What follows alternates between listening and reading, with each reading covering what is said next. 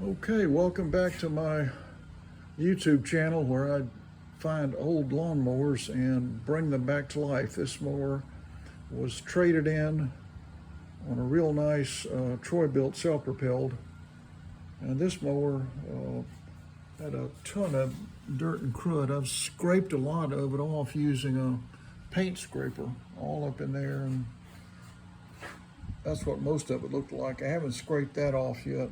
I don't know if I even bother with it, but there's some more of it. The thing I wanted to show you on this is a couple of things. It was a little hard to pull, and so I took the 9/16 nuts off on both sides. And if your mower isn't doing this, then you need to do the same. Let me show you what I mean. All right, I've got to set the phone down. Hang on a second.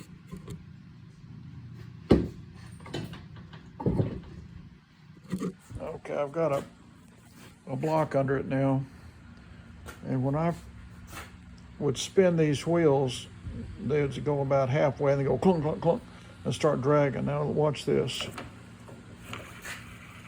You see that?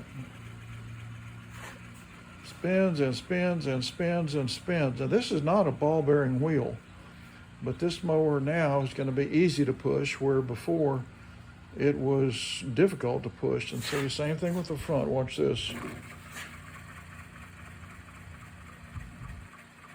Spins and spins and spins. And what you do is you take this nut off and then get you a strip of sandpaper like this, and you polish it like you polish shoes.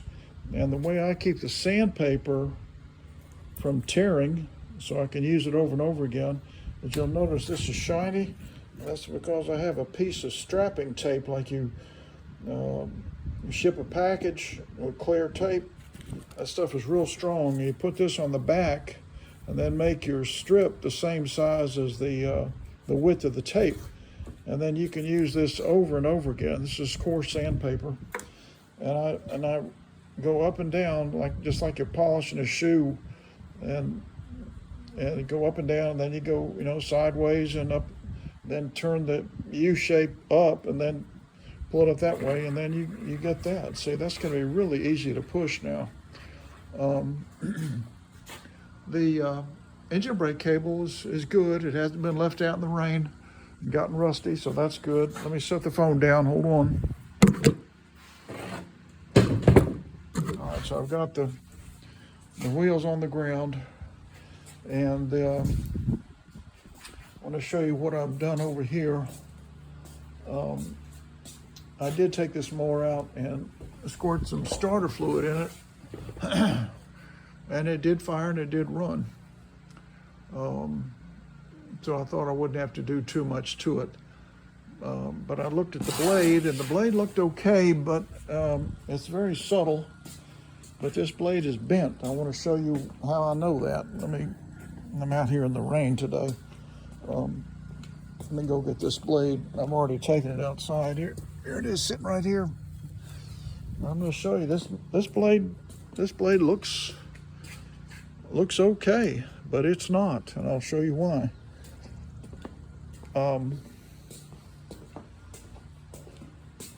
I've already replaced it, and this is how I know it's bent. See, I set this blade on a flat surface, and then I also get a piece of looks like about, I don't know, maybe 1/4 inch steel, just a nice, something that I know is perfectly straight and flat, that's not bent, which this is. See, so I'm going to set that right there, and then put the blade just like it would go on the mower, with the blunt edge facing up. Okay, you want the cutting edge facing down. That's how you do that. So this blade looks okay, but it's not, and I'll show you why. This is the side that's not bent, and you can see where the lift portion comes up to right there. So like right at the top of where this Craftsman screwdriver taper begins. Now look at this side. You see the difference? This side has been twisted so bad that the lift portion is way up here. You see that? So this mower has been twisted real bad, and it's going to vibrate, and it's not going to cut well because the cutting edges are not where they're supposed to be, because it's been hit so hard the whole blade is twisted on one end. So this blade is going to be discarded. Now the other thing, I was about ready to reassemble this thing. I put a little bit of gas in it, and I want to see if the carburetor is any good. I usually just replace them, but this carburetor wasn't leaking. It was full of fuel, so maybe it'll be okay. But I started reassembling it, and I thought, oh, look at that bowl. That looks nice and shiny. Maybe this is a new carburetor, but I don't think it is based on the amount of dirt right in there. So I started reassembling and put the primer plate on, and I thought something doesn't look right here. What is the deal? And I noticed that there would not be much airflow around this tab, see, because it's kind of blocking the intake. And then I realized, well, of course, this thing has been